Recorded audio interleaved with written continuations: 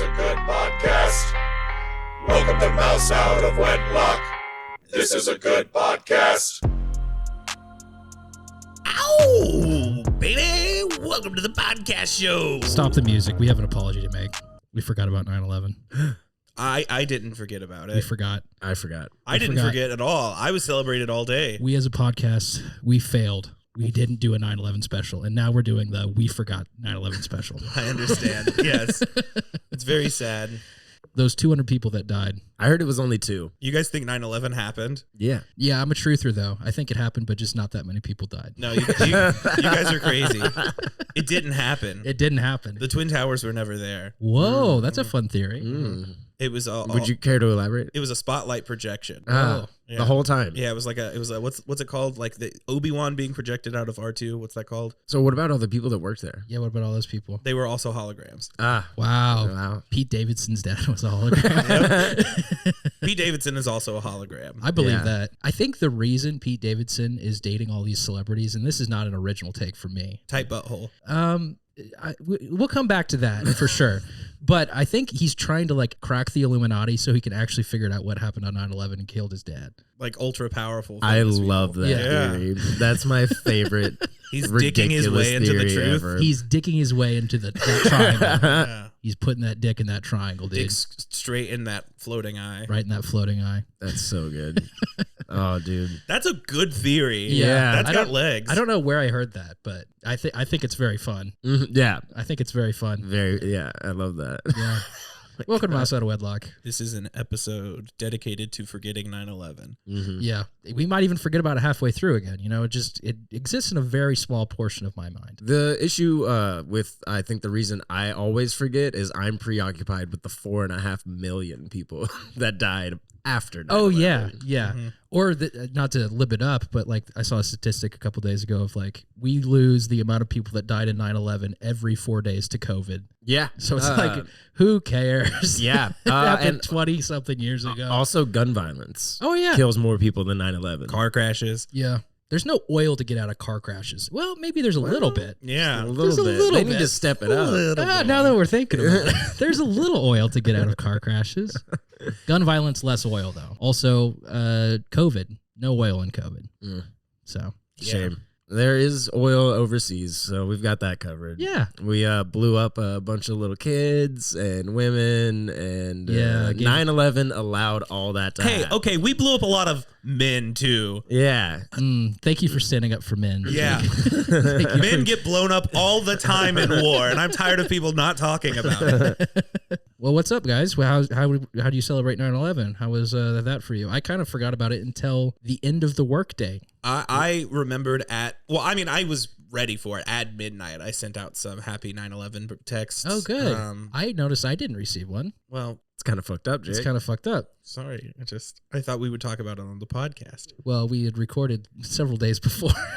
Yeah. How did I celebrate? What'd you do? I went and hung out with some friends, swam in a pool. Nice. Wrote a song that we called Twin Powers. That's pretty good. Is that true? Yeah. Oh my God, Wow. that's good. You I actually love did that. celebrate. Yeah. Good Yeah. for you. Yeah, that's great. What did I do 9/11? I think I worked. I worked as well. Yeah. You worked, I'm pretty sure. And made jokes that made my coworkers uncomfortable. That's kind of what my day was. Do people take 9/11 seriously? People older than 30 do. I think Yeah. I'm in a bubble because like no one I know has any sort of real feelings Yeah. about 9/11 other than like it's a meme. Yeah. The memes are so good. The memes Yeah. are pretty good. I don't know if you remember when there was like the Oppenheimer movie coming out, and a whole bunch of people in Japan were like, "This isn't funny. Let's make memes about 9/11." And then the Americans were like, "These are bangers." Yeah, that's so good. I think my have favorite seen 9/11 meme I've seen is the Twin Towers fading away and then a picture of George Bush as Thanos. Whoa, that's fun. Yeah. I mean, the classic is just like the lean over the shoulder while he's reading to children. Let's go back to Oh, that. yeah. moment sorry, in what? history. When George Bush is reading, he's in an elementary school reading a book to children, Oh, and then they inform him. yeah. What a fucking bizarre situation to get that information in. Yeah.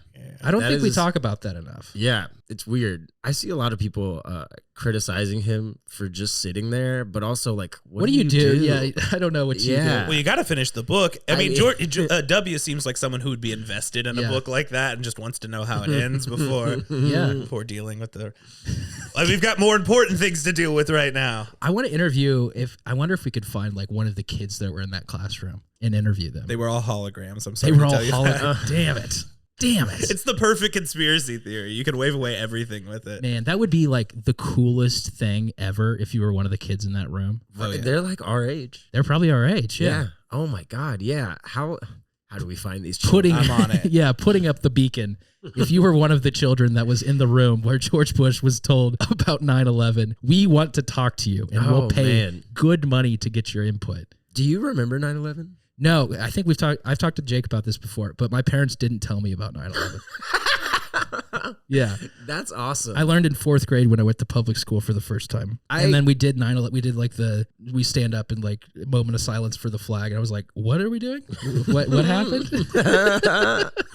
I was probably like 12. That's awesome. And 9/11 happened when I was 4. So I lived probably 8 good years in a world where I didn't know 9/11 happened.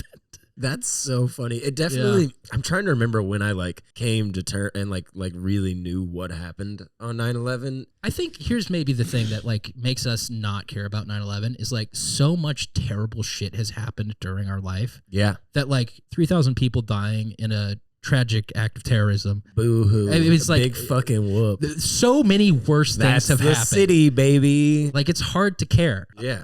Just to circle back a little bit. Apparently, there's a documentary about those Peak kids. Really? Yeah. I'm reading a New York Post article with an interview with one of them. Right What is now. it called? The doc is called 9/11 Kids. Very creative. Wait, it's called 9/11 Kids. Are you just looking at Google right now? No, I'm on the New York Post. It's like the Kids Bop version of 9/11.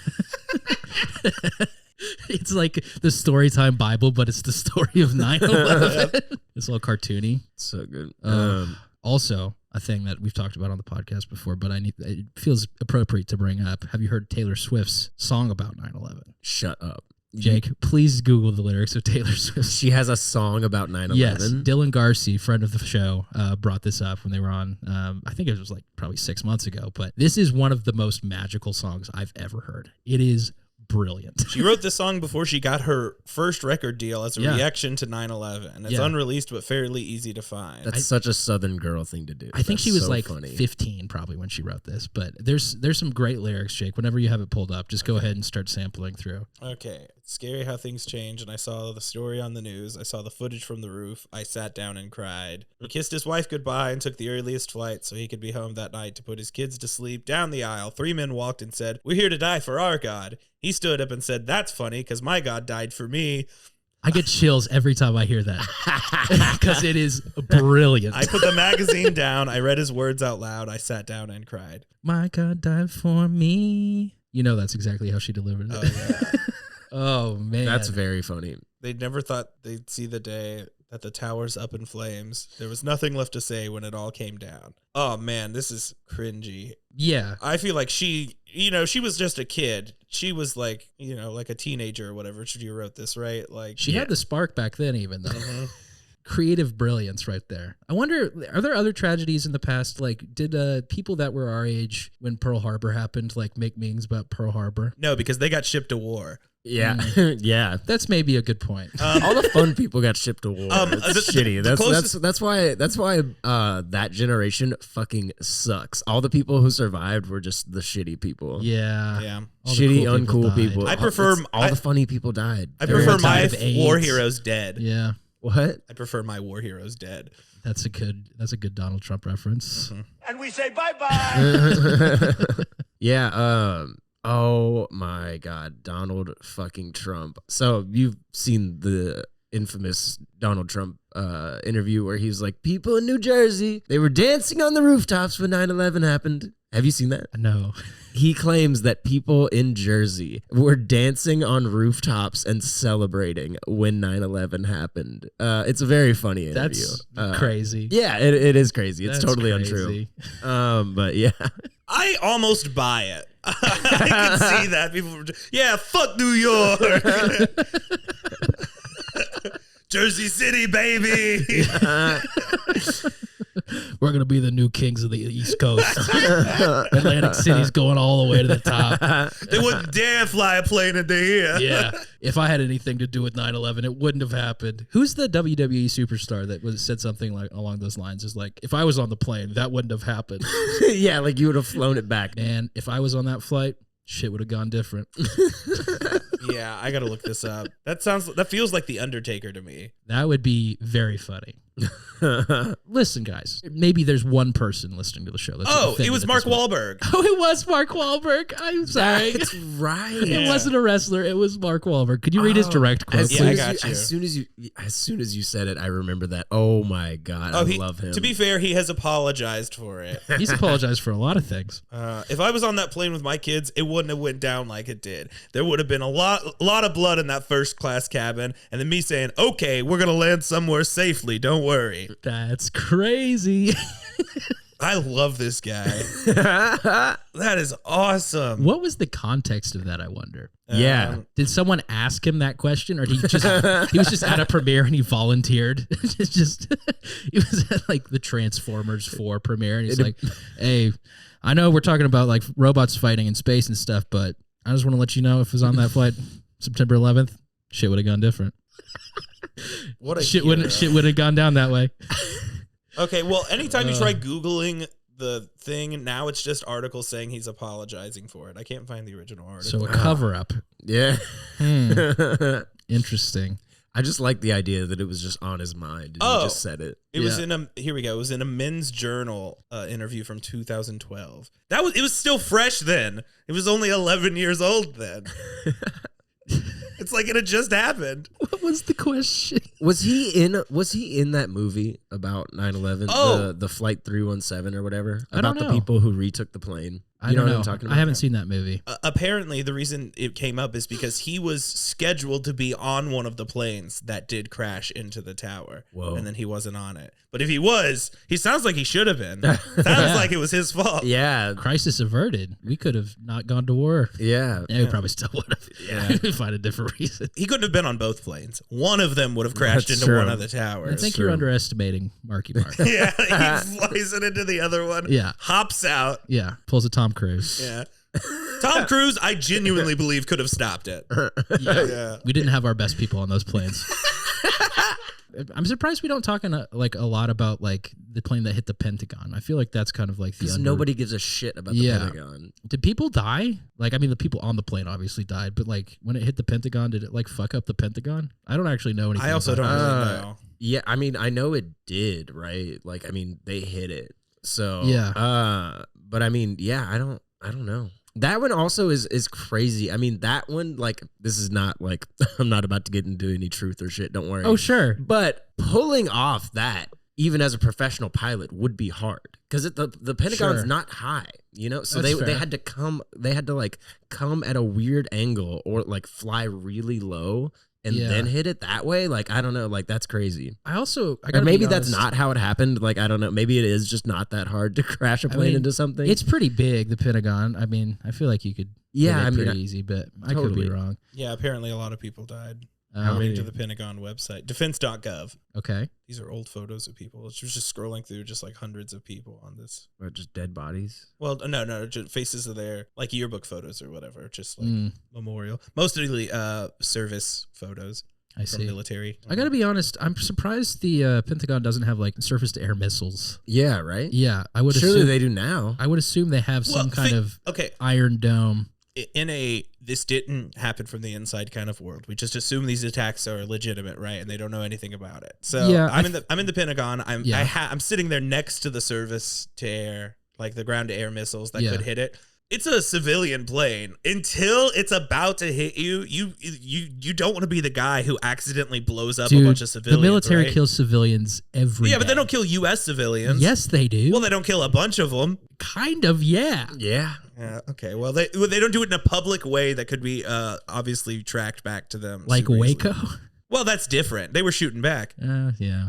I guess. Have you guys seen Shooter? Going back to Mark Wahlberg. No. I Wait a used minute, to is love that movie. That movie is very good. Yeah. That movie, that is the last like leftist action movie. I think that's the last like action movie that had like any kind of like anti-government propaganda in it. Shooter's a good movie, dude. It's got Michael Pena in it. It's got Danny Glover. Marky Mark. It's got Danny Glover. Wait, does it? Yeah, I he's don't the remember. senator.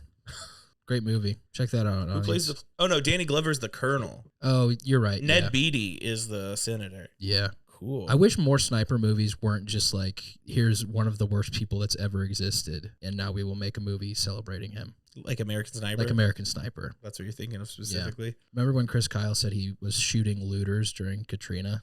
No. Yeah. What? Wait. He lied about it, but he like was bragging on some newspaper or something that he was on top of the Superdome in New Orleans shooting looters during Katrina. Yeah. And he wanted to be like celebrated for that. Psychopathic. Yeah, he's like a fucking terrible piece of shit. I mean, I think he's a serial killer. He is, and yeah. just like has a reason to get away with it. Yeah, he was a serial killer that got permission. Yeah, it's crazy. A license to kill, if you will. Yeah. There you go. Well, what else is new, guys? Anything going on this week? Well, I was gone over the weekend. Oh yeah, how was your camping trip was and your great. birthday? Congrats on being older now. Yeah, I am older finally. Yeah. Thank God, I'm so glad I can buy alcohol now. Yeah. Yes, I went on a camping trip. Okay. It was Long pause. it was great. I went to Colorado Bend State Park, which is about 2 hours northwest of Austin, deep in the heart of the hill country. deep in the heart of the hill country. Mhm. I was out in the middle of nowhere. It reminded me of home in a lot of ways, in that the people there were rednecks. Nice. Yeah, it was the most eyes I've ever had on me because I was wearing a kilt. I think see. ever, even Yeah. more so than in East Texas. Like I went to, Right. so this place, Surprised I didn't call you a slur, honestly. To be honest, yes. there was a British guy there who actually, the first person I talked to was British. He was working at the general store right outside of the camp, and he was like, "Oh, it's nice to see a kilt in here. You don't get that very often, in it." And I was like, "Oh, nice, dude," which was cool. That's cool. And then no one else felt that way. I just got a bunch of people staring at me like, "Who the fuck is this guy?" One little girl, it was so funny. I was sitting watching this band at that bar outside of the camp. I was eating some fried catfish. That was amazing. Oh, hell yeah. It was so good. And there's one little girl who must have been like 5 or something, walked up and was like, "Daddy, why is that man wearing a skirt?" And I just could not stop laughing. That's And- like from a movie. Yeah, That's and like not real. yeah, it was so funny. And he was like, "Oh, because he's Irish," which I was like, "That works for me. That's funny. That's so funny." That's funny. Oh, it was heartwarming. Oh God, you know he went and made a very strongly worded Facebook post afterwards. Yeah. Oh, yeah. Man. The woke mind virus has infected East Texas. Deep in the heart of the hill country. I can't even go camping without my goddamn daughter without them pushing that LGBT nonsense. This pronoun freak was. Yeah. Yeah. I read some Sherlock Holmes, Okay. which is really good, as it turns out. Yeah. Very pronoun freak of you, I can't lie. Yeah. Oh, well, I did something that they would like. I also listened to Phil Vischer's autobiography. He's the creator and voice of Bob the Tomato. He's the creator of Veggie Tales. That's interesting. It How was that? So good. I like cried my eyes out like all weekend listening to this book. It like Really? made me, Fucking guy. it briefly made me believe in God again. Whoa. Yeah. That's not even a joke. It was like so powerful. Shows you how easy Jake's opinion can be swayed. Yeah. Yeah. It's testimony as much as it is like the story, and it's really sad, the rise and fall of Big Idea. Because they got like bought out, right? And then they stopped making it the way they wanted to make it. Well, they didn't have a choice to be bought out. They started and they were poor, and their first few videos they were like making pennies off of, but just kept doing it because they loved doing it. Yeah. And then circa 96, it blew up. Which is about when I was born and my grandmother started buying all of their videos. So I assume that's what did it. And they blew up fast, like 3,000% growth over like 4-year period. I mean, it was huge. Like every kid that was in some kind of Christian adjacent household watched pretty much every Veggie Tales. And that's me. I watched all of them all the time. Yeah. And 321 Penguins was yeah, huge. That was right whenever it failed. 321 Really? Penguins, the Larry Boy 2D show, and Jonah, along with a lawsuit that they got because they changed distributors, and Rapid dot-com bubble type growth, capitalism getting its hooks in big idea, essentially. Sure. This combination of all these things made it fail over the course of like a 3-year period. They made Veggie Tales 2D. That was all I got out of that. It was how could you do that? a Larry Boy. It was a 2D Larry Boy. It was because it was cheaper. I remember that. That was like a cartoon. They were actually great. I really liked them. It was cheaper to make. They were just trying to expand the amount of stuff they could put out so they could increase their revenue. Essentially, there was a period where they hired twice as many animators as they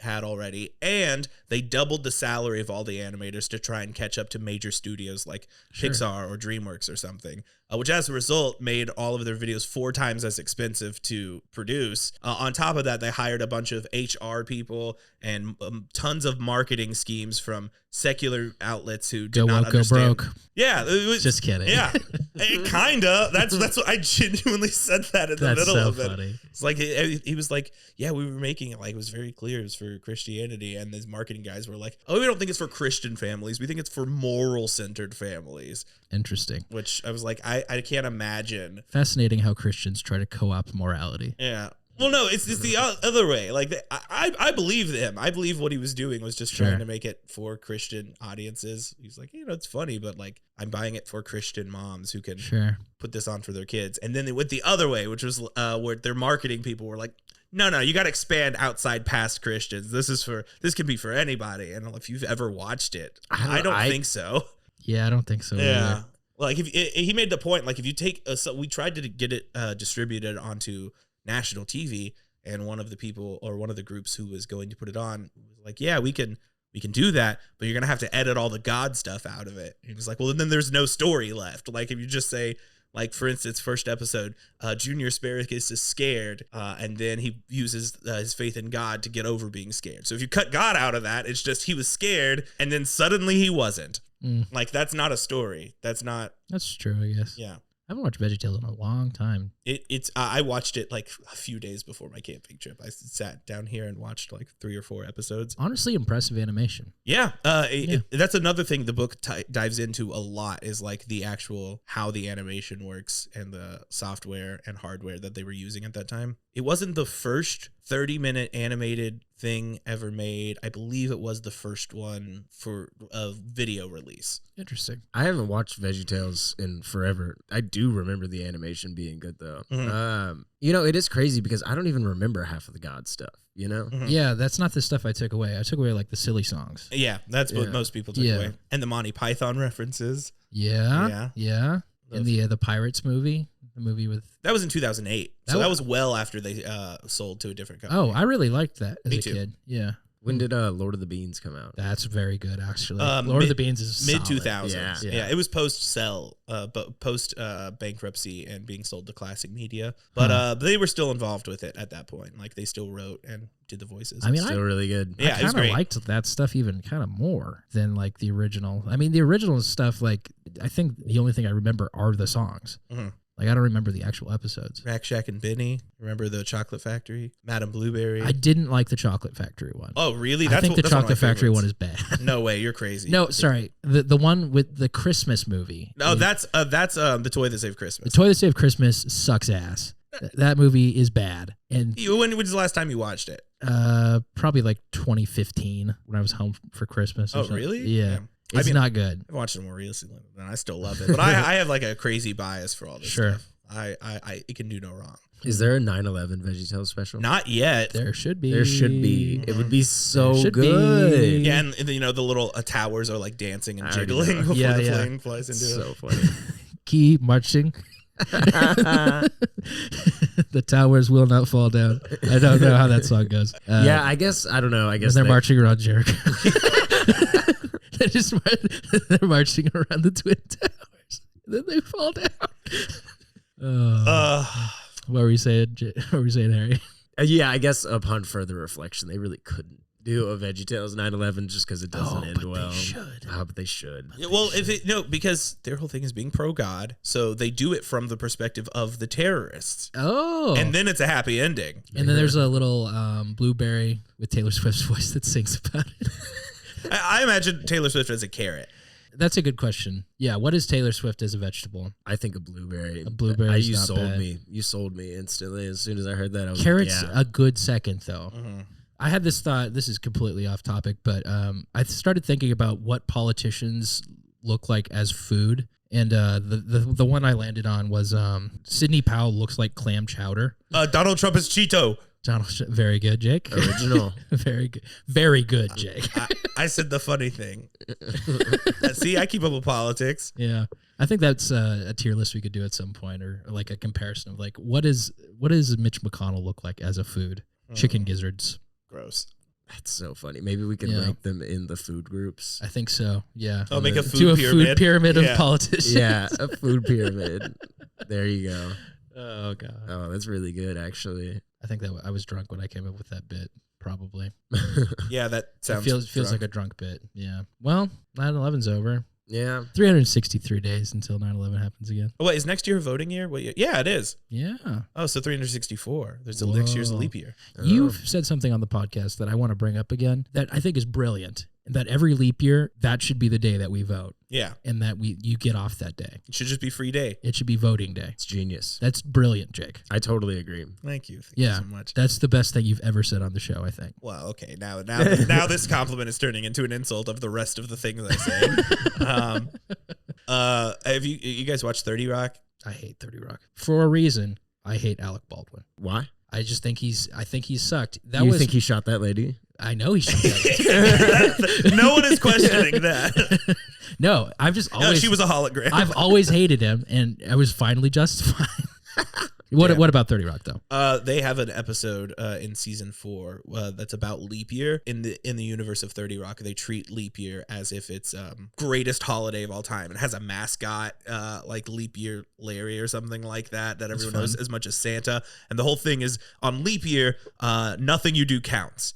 I love it. It's just like a completely free day that they celebrate once every 4 years. It's like The Purge. Yeah, exactly. Yeah. It's like the Purge, but for like social issue or like social interactions. So I like see. I can be like, "Fuck you." I've been wanting to say that for 3 years and 365 days. That's awesome. 4 We years should ago. just do the Purge on leap year. It should be the voting day and the Purge. Yeah. Yeah. Both. Yeah. I love that. And then you can just kill someone who doesn't vote for what you want them to. Yeah, it's just like battle royale trying to get into the polling stations. Those are the safe zones. Yeah. The safe So zones are I inside have the a polling fun stations. Alec Baldwin fact. Really? Yeah, this will help you hate him even more. Great. Maybe. But it's very funny. His real name is Alex. Yeah.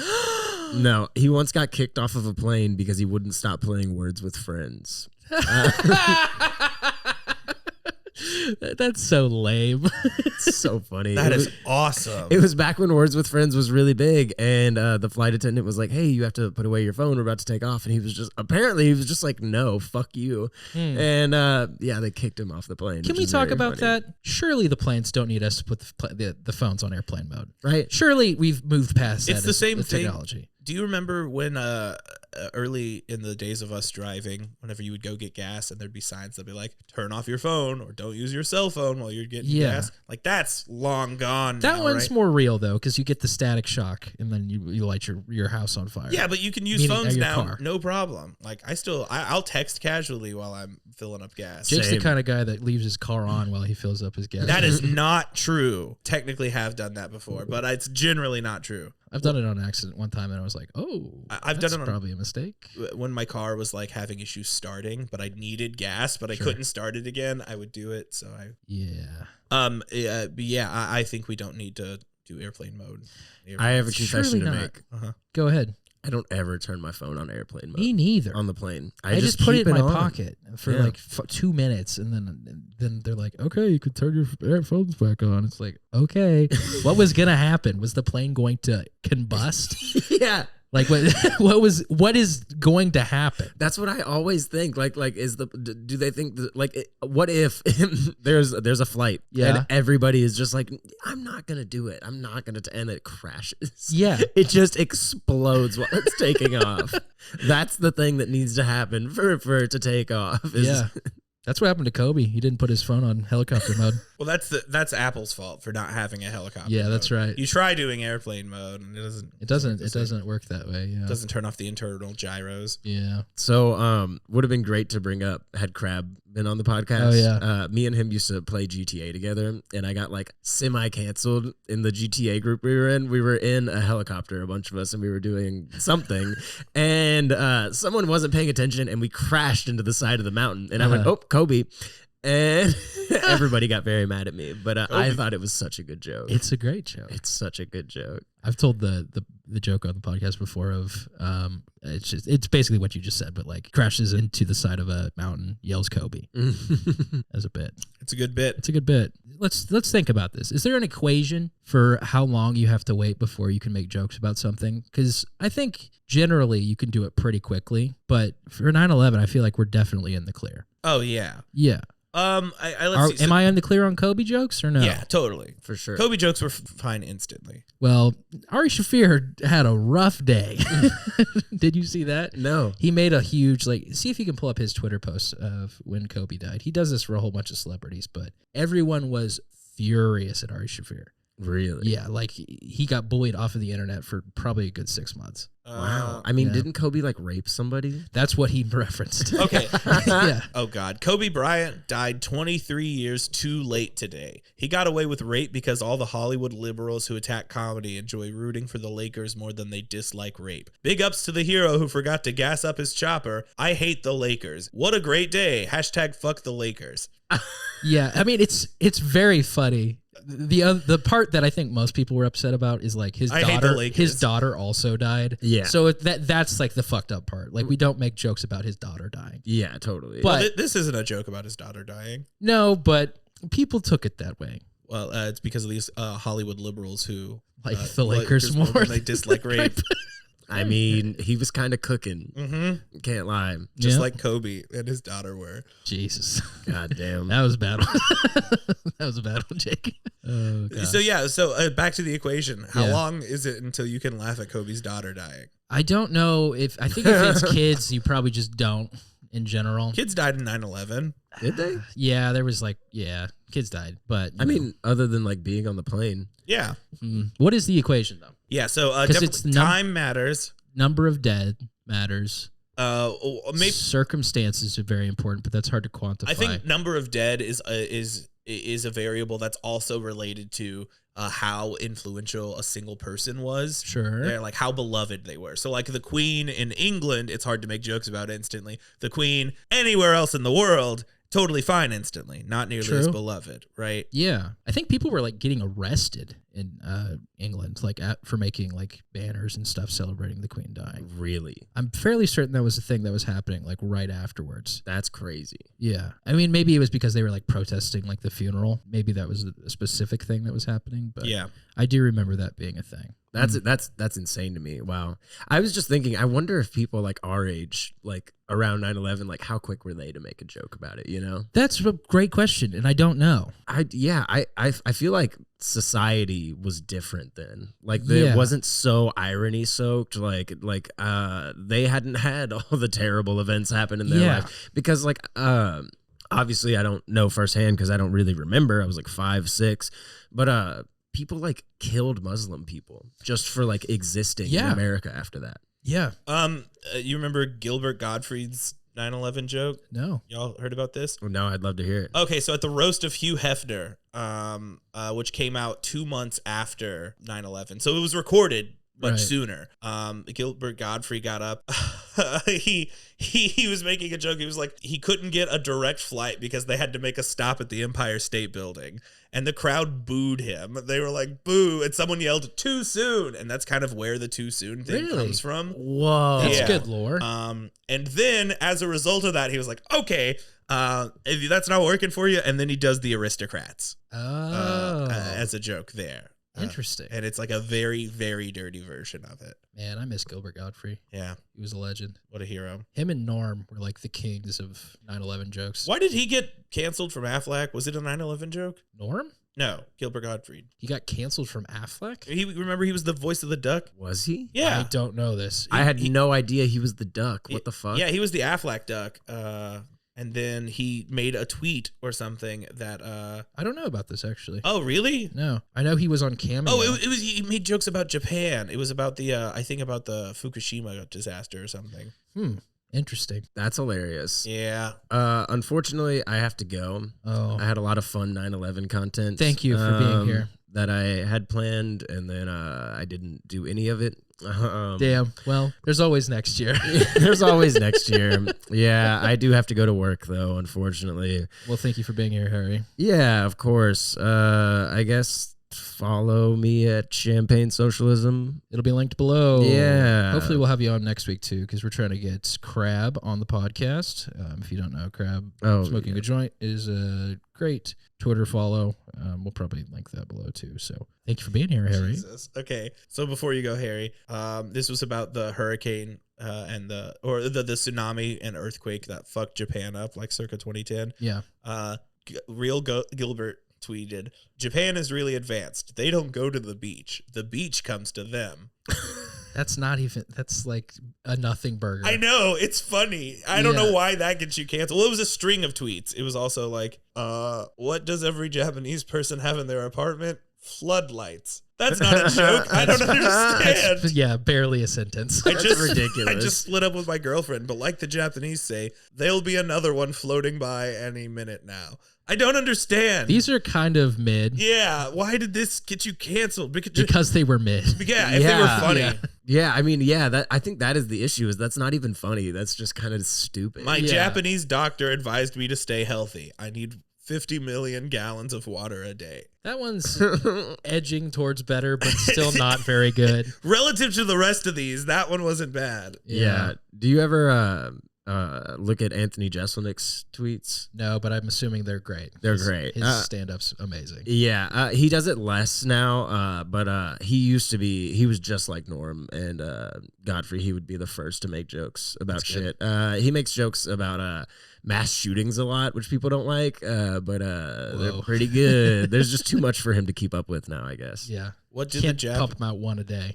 What do the Japanese have in common with @Howard Stern? They're both radioactive. That one's not that good. Okay, Yeah, this is the not last good. one All I right, found. I have to go. Okay. Bye, Harry. Japan called me. They said maybe these jokes are a hit in the U.S., but over here they're all sinking. Man, these are just not very good jokes. Yeah.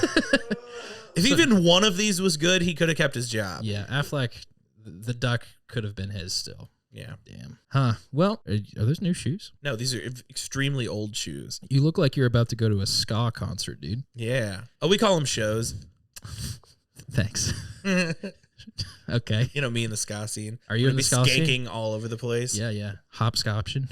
I'm getting older all the time. Pick it up. Pick it up. Pick it up. Pick it up. I went to a ska show. I think I've mentioned this before. My college roommate was in a ska band. Really? The Rotisserie Chickens. That's a pretty good name. I think you have mentioned that before. They rock. They were awesome. And my favorite thing, I went to one of their shows and they were playing and they were kicking ass and people were going nuts.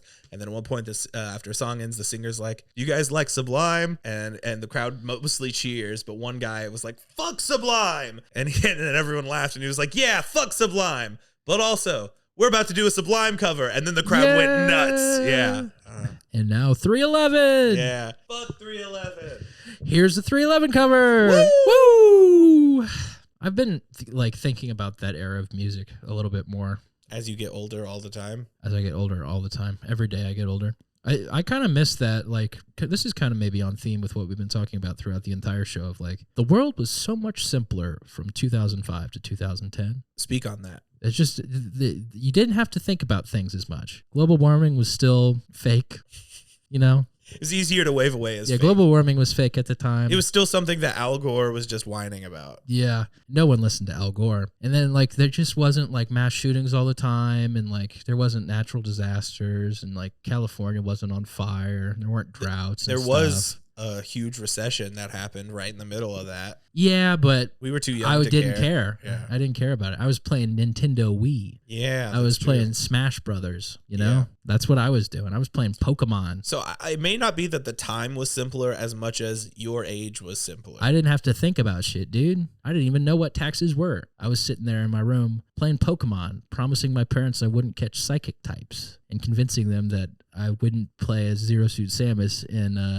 Smash Brothers because That's she was insane. too sexy. Oh, she was so sexy. Yeah. Zero Suit Samus is one of the first boners I ever popped for sure. Whoa, congrats on that, Jake. Yeah, it was pretty sweet. That's pretty cool. It was a good move. My grandfather went with me to buy that game, so I guess because of him. Don't like that.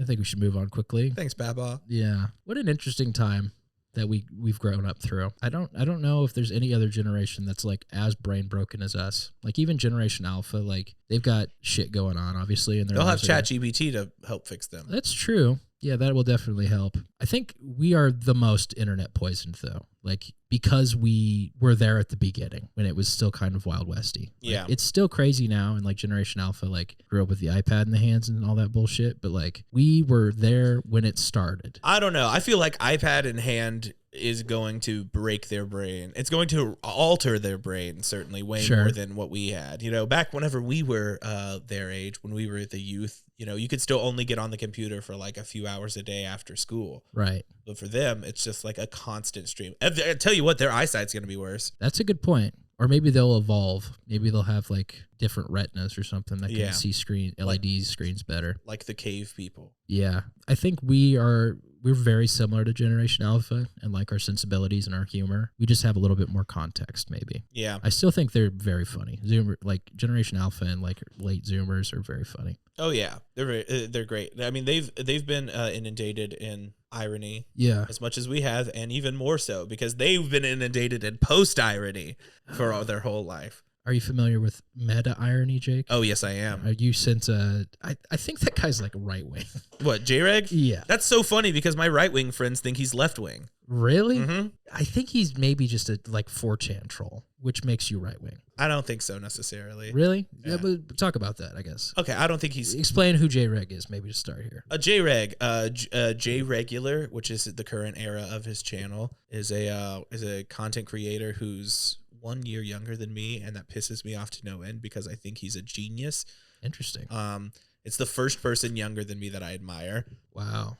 He's Canadian. Mhm. He makes videos on YouTube. It started as political anti-centrism was the idea that he went with. So it's this idea that change is better. If you hate the status quo, Right. it doesn't matter which direction you pick. See- It's looped into horseshoe theory a little bit, This which is is- just any direction is an improvement. This is why I think he's like a right wing freak a little bit. Is because like that's accelerationism. Yeah, well, he definitely talks about accelerationism a lot as well. Which is like not a leftist ideal. There are small pockets on the left that believe in accelerationism, but like not legitimate ones. The way I've heard it described is that it is like it is pro like communism in a way where it's like you ramp capitalism up to its natural conclusion of nuclear war, and then you can just immediately start rebuilding. Which is nonsense. Like that's like weird, like anarcho-communists, like outside of anything feasible. Like those are brain dead takes. Like nuclear war, we're not gonna like do a metro. Like it's just gonna be terrible for everybody, and a lot of people will die. Like that's kind of what Metro is.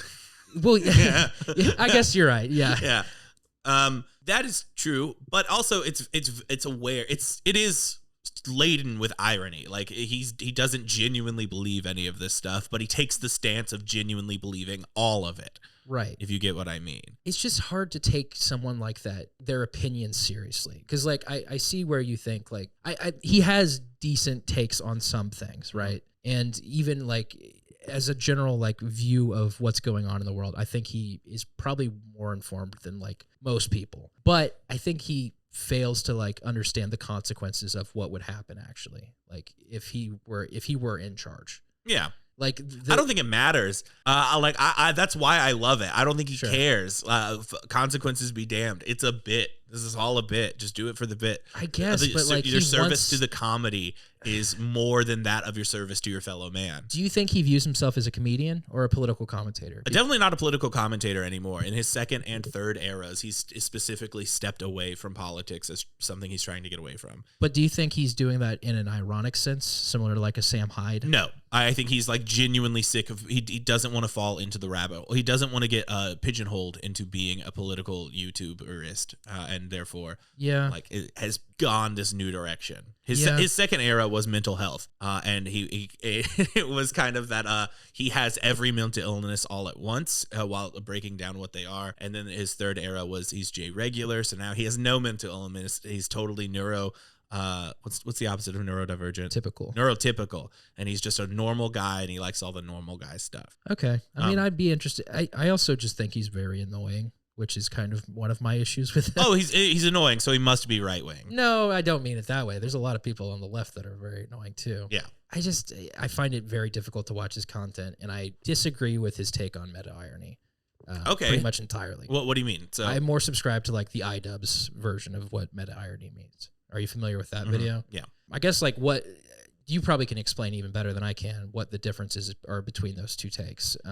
The meta irony that iDubbbz describes is more like you mean it, but you're saying it in a way that seems like you don't.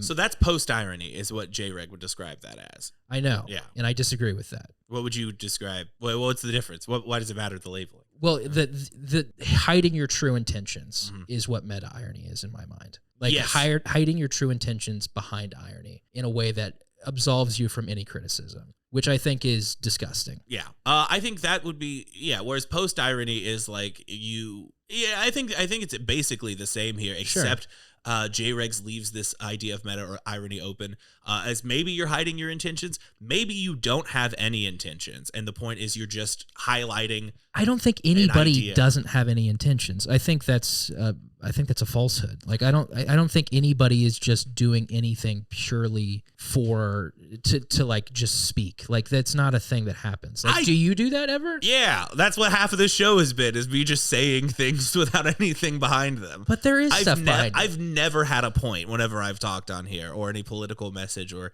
burden to carry. Like I mean, look at memes, like, and that's what his most recent video on this was about. But I totally get it here, where it's just like his example is like the Kermit Emperor Palpatine Kermit meme, and then you take a different version of that where you just have like two green frogs, one in a black hood, looking at each other, but it's a completely different scene. Sure. And then you just have then it gets just a green dot and a black dot, and then you take it away and it's just a plus that's green and a minus that's black. Yeah. You just abstract further and further away to where all you're doing is referencing the fact that you're talking about this meme with no meaning behind it. I understand that. I understand that as being a thing. Like you can say, there are things you can say that have no meaning. Yeah. Obviously. But if you're talking about subjects that do have meaning and you're claiming that you're saying those things without any meaning, I think that's a slippery slope where like you can't be telling the truth. Like if you're talking about race, for example, and you're claiming that you're doing like meta irony and it doesn't mean anything, like why are you talking about race?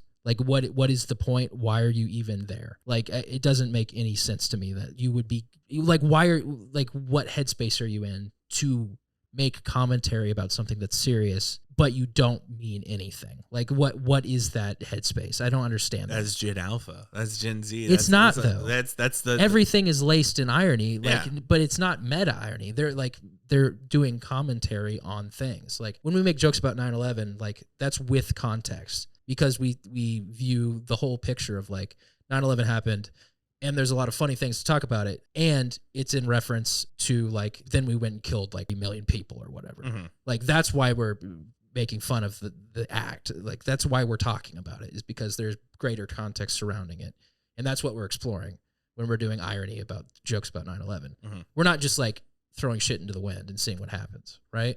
Yeah, like if this tragedy happened and no one else died as a result of it, maybe I would take it more seriously. Yeah, if it was just like a blip on the map and nothing else was affected and nothing led up to it and nothing happened afterwards, then it would be like weird for us to be making jokes about it. That's like we don't make jokes about a random car crash of a person we don't know. Yeah. Because why would we? Like that'd be insane. I have done that once. So we don't like look up the obituaries in the newspaper and make jokes about them. Right. Because that would be wild. This is a tangent I would like to We should do that though. That's a good bit. We should do that. I've told you about my bit of taking people's names from 9/11 and using that for improv. Yes, you have. Okay. Yeah. Yes. So this is a different thing entirely. One time I was driving, I may have told this story before. I was driving with our friend Nick. It was like in the first couple of months that I met him. Yes. And we were going around the roundabout on right there off of off I-35 and 51st, a roundabout over there. We were coming west on it, headed toward my house, and there was a car accident that had happened in the middle of it. Right. There was like a fender bender where like two people were just standing outside looking at their cars, and they looked very distressed. But no one was hurt. It was just clearly the cars were there, and it was taking up space in the middle of the roundabout. So I'm driving, and as we pass, without missing a beat, I roll down the window. I look out and I go, ha ha! And then that's good. I just keep driving. I roll the window back up and just keep going. It's the meanest thing I think I've ever done that has made me laugh that hard. I laugh about it every time I think about it. It's pretty funny. So mean. That is very mean. Yeah. Yeah. Yeah, the mean to funny ratio though is in a correct position though. I think it's funnier than it is mean. Yeah. If it happened to me, I would think it's really funny. Yeah. So that's but anyway, back to post irony. Sure. I don't know. Meta irony. Yeah, meta irony. I don't think it matters what your initial stance is generally for a lot of this stuff. Like, I think like if you're so drenched in irony that people can't tell what your actual affiliations are, who gives a shit what they are? Well, I guess the counter to that is like, why does it matter? Why are we listening to that person if they're not in any way saying anything that represents their position? Because it's funny. Is it though? Well, if it's funny, then yeah. I mean, if it's funny, sure. Yeah, if it's funny, because that's the absurdism is like a thing. Yeah. Like, and I understand absurdism, but I don't think absurdism is the same thing as doing meta irony, where you're cloaking your true intentions. Yeah, I think, his point about meta irony and cloaking your true intentions is it's this thing that helps you bridge the gap. Your voice can truly be heard by everybody, because if no one knows what you are, if people, in his example, especially with his political stuff, if all of the left-wing people think you're right-wing, if all the right-wing people think you're left-wing, if those centrists don't give a shit what you are, everyone's going to take the message that he's giving and take the parts out that they want to hear about it that relate to their political ideas, and then ignore the ones or wave away the ones that they don't care about. You actually get an opportunity to speak to a wider audience if your like intentions, if there's not a bias of like, I mean, I guess you and Xander have displayed this on the show before, where it's like, if I bring up an idea, well, it matters who said the idea as much as what the idea is. And I don't necessarily believe that. I don't think so at all. I think like, an idea should be valid, and context is a thing that is important though in my mind. It's important sometimes. I think it's the easiest example of the world. I think Hitler could have had a good idea. Hitler was a vegetarian. That's pretty cool. Sure. It's stuff like that. Like the good ideas can come from anywhere. I don't disagree with that. One of the reasons I like this meta irony stuff is because who gives a shit? You can abstract away this person on the inside of it. And it worked for Sam Hyde for a long time until it came out that he was, crazy right. And actually like neo-Nazi that donated to neo-Nazi totally. organizations. Yeah. And that makes him like someone I don't necessarily want to support with my money or anything. Yeah. But his original content is still great. Like the stuff he was doing, and especially before I knew any of that, like 2070 paradigm shift, 2090, what is it? 2070 paradigm shift, I think is what it's called. TED Talk. Yeah, that the TEDx talk is one of the greatest pieces of art I have ever consumed. I love it so much. But I think now that we've unveiled his true intentions, that supplies a lot of context to his comedy before, where it wasn't meta, he wasn't being ironic. He was actually saying what he meant. Like, we gotta kill them all, or like his takes on like misogyny. Like, he's extremely misogynistic, and like in some ways his comedy shows were maybe holding up a mirror to that, and that's how a lot of people were taking it. But now that we have the context of like, oh, that's actually his opinion, that definitely colors what that content was, and I think it's foolish to ignore that. Yeah. In the same way, like I would say, if you're trying to veil your true intentions so you can reach a broader audience, you've just made yourself BuzzFeed. Why would you want to make yourself BuzzFeed? I think there's the fact that someone could look at that, some of his stuff about misogyny, for instance, and think of it as holding up a mirror. Yeah. You only get like true, genuine, unbiased access to that in a meta-ironic way where their initial identity can continue to be hidden. Like that mask is required there, because then the art that you're presented with allows people to look at it like that. You can get this kind of like art is, you get whatever you want out of art, right? Like art is subjective. I mean, I guess so, but like you could have made the same sketch and you're not a misogynist. So like you would actually have a good take on it, right? Right. Like it's not you putting out your hate into the world as art. Like it's you holding up a mirror. And I think those are entirely different things, right? Yeah. Wider audience appeal.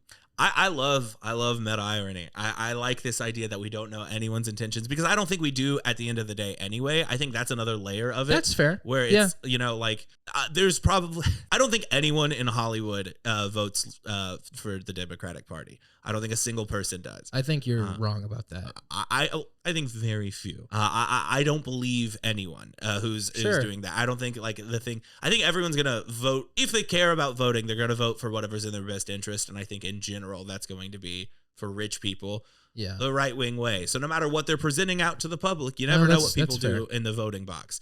So like I don't know. I don't know anyone's true intentions anyway. And even if someone tells me what their intentions are with their art, I don't really know that. It's hard to know what someone's actually planning on the inside. So just lean into that and just not know what they're doing at all. I guess that's fair. And I do get your point of like art being subjective and like what you take away from it's what's important. But I don't know. I don't like engaging with content where I don't understand like what the purpose of it is.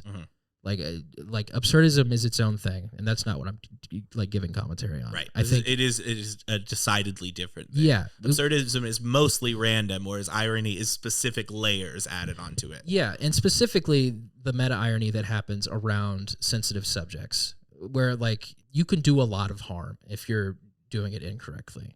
Because like art does affect public opinion on things. And if you make a whole bunch of meta ironic stuff that's like anti-gay people, and you mean it, and it sways public opinion, but it comes across as ironic, you've done a bad thing. Like you've made net negative progress in the world. But like if you're doing it in a ironic way, I wouldn't call it meta ironic, because meta ironic implies that you mean the thing that you're saying, but you're hiding behind irony.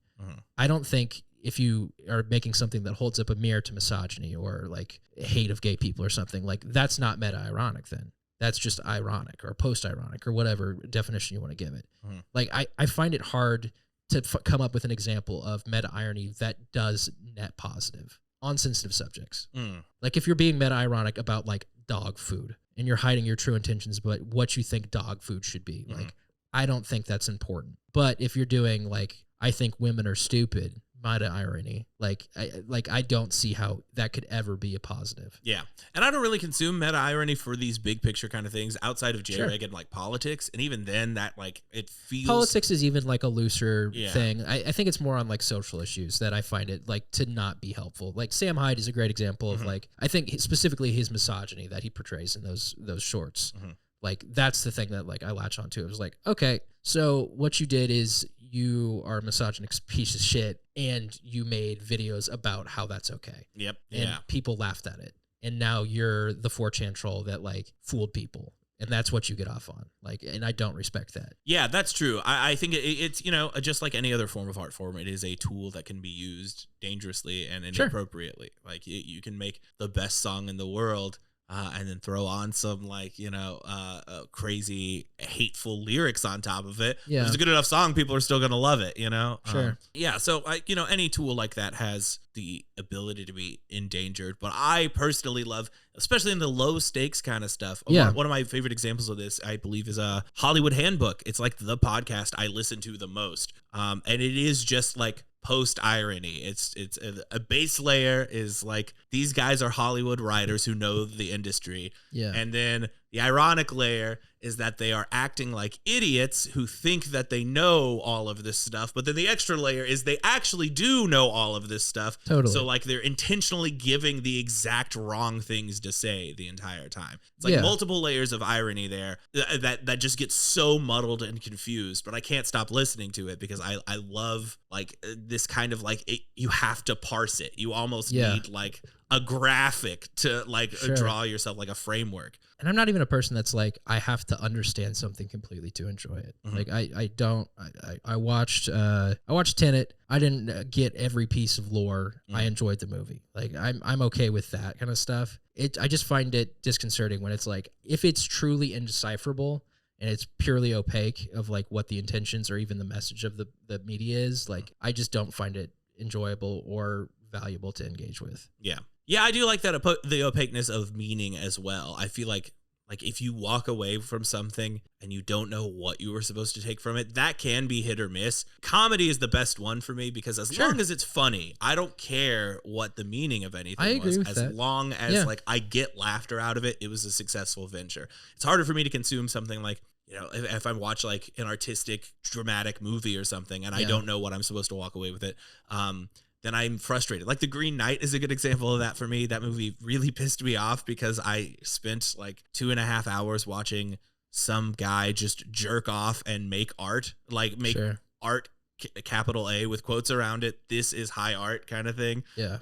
Because the shots are artistic, but I didn't feel any meaning from it. I wasn't hooked at all. And I was just annoyed by that and stuff like that. Like if I don't get meaning from it, if I don't get some sort of depth, then that's problematic. Comedy is the big exception where it's like, whatever, man. If it tickles the old funny bone. Yeah, I think that this is it's most difficult to discuss this around comedy. I think a great example of like a meta-ironic thing that we've talked about before on the show, like very early on, was the whole like Bored Ape Yacht Club thing, where like that was purely, it was intended to be opaque. Like there was no one was supposed to understand it. Like the creators publicly said this means nothing. But underneath it, there's a whole bunch of hidden dog whistles, and there's like a lot of like right wing or like alt right memes and stuff. And like the goal of it was to be a troll. Yeah. And I find it very hard to respect that kind of creation. That's maybe the thing. Tricking people into hate speech. Yeah, that's the thing I'm more railing against. And that's kind of where I kind of put Sam Hyde as well. Is like his comedy is good. He's a talented comedian, and it's hard to separate that from his messaging. But pretty easy now. Yeah, it's a lot easier. Yeah, I mean the truth always comes out. Yeah, eventually. But well, that was a pretty deep dive into comedy there. Thank you for listening. If you have any comments to leave about it, audience, then you should tell us your favorite Sam Hyde sketch. Sure. And we'll watch it live on the show next week. Yeah, sure. We'll do that for sure. Also, whoever gave us a downvote on the last episode, fuck you. Yeah, fuck you. What the fuck is wrong, okay? Yeah, what? Did I accidentally click dislike? Jake, what? Why would you do that? No, I just couldn't. No, it probably wasn't me. I'll go double check. I'm going to put an IP tracker on you. Make sure you don't dislike our videos anymore. We're also going to put an air tag on you and publicly display the information on a website at all times. I will do it. I love that so much. I have a square. No, not a square. What are they called? It is a square. I think they are called squares. No, but is it the tracky things? I think they are called squares. I thought square was the check out box. I don't know, actually. I thought they were called square. Apparently with these things, Tile, that's right. Apparently when the battery dies, you can't charge them. You have to send them in and they'll send you a new one. How long do they last for? Not that long, because I've had it for like a year and a half as a dead battery thing that I just carry around in my wallet. Sounds like a scam. Yeah. And I can't even put it on my bathroom floor. Thank you. Well, okay. On that joke, we'll close out the podcast. If you like what you heard, don't like us and don't subscribe. Are you trying to do a little reverse psychology? Don't leave a comment. He's doing meta irony, folks. He's hiding his true intentions. You don't know if I want you to comment or not. Yeah, if you want to follow the show, it's a Mouse Out Wed on Twitter. On YouTube, it's just Mouse Out of Wedlock. If you want to follow me personally, it's Fisher45Joyce on pretty much any social media. And Jake is still on internet hiatus, I believe. That's correct. Yeah, so I did use Facebook Messenger to send some photos to my parents. Uh-oh. He's relapsed, folks. Slippery slope. I'm going to send him back to rehab, this guy. No, please. Yeah. I don't want to go back to rehab. I'm going to send you to Instagram AA. No. AA is religious. It is, yeah. I wonder how they ran that. I wonder how they got there. Oh, well. It'll be the show. That's the show.